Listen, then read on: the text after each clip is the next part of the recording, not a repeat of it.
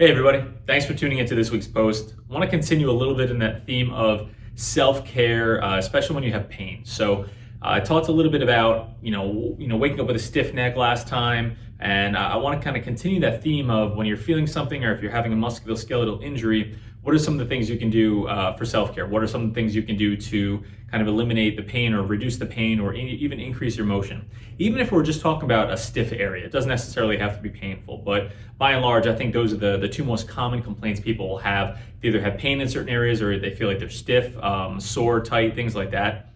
And we can actually use muscular contractions to decrease pain, improve healing, and improve range of motion.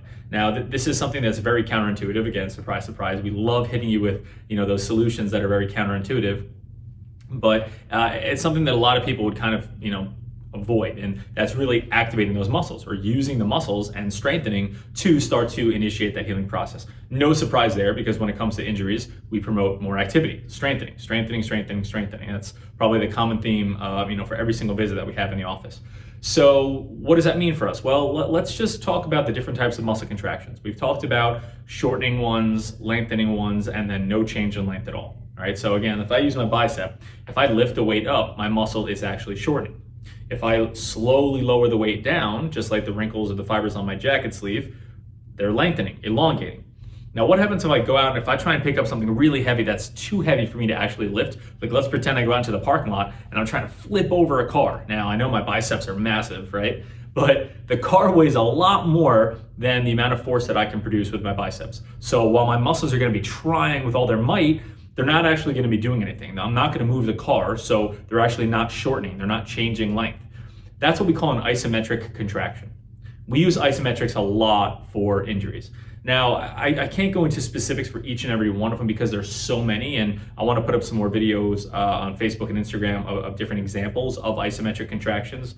But the concept is you're basically using a submaximal contraction or effort within some sort of painful range or even in the mid-range of that motion.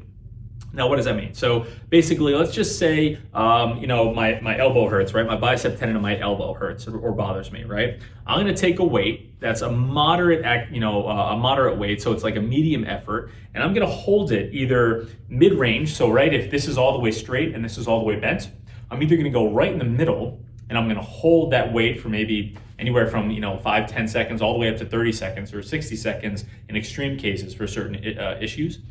But I'm basically going to hold that there, and then I'm going to slowly relax it, okay? Or let's just say it's not even the mid-range. Let's just say it's at the very bottom is painful motion for me. If I go to lift things up or even lift weights or carry something, I'm going to hold it right at that painful range. And the same thing, same rules apply. I'm just going to hold it for a little bit, and you want it to be, again, an easy effort. So anywhere from 50 to 75% effort.